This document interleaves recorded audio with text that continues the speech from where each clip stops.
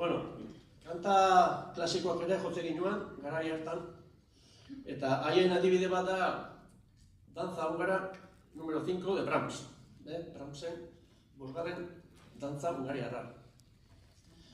Behin, despedida baten, lankide batek esan zidan, aizu Jokin, eskerreko eskuakin zer egiten dezu?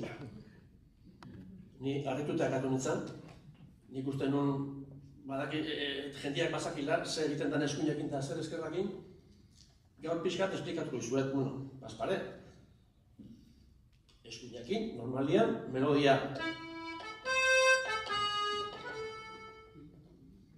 Eta eskerrakin, akompainamentua, bajoak eta akordeak.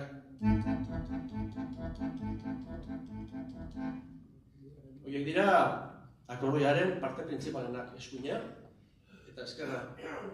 Tartean dago auskua. Auskoak zertako balio du? Pentsatuko zuen, indar gehiago edo gutxillo emateko. Bai, adibidez.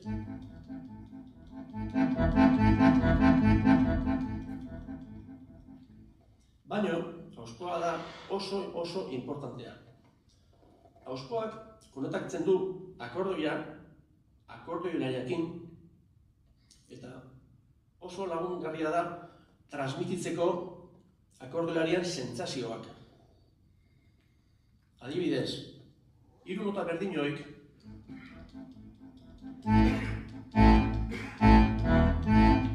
hori diferentea da.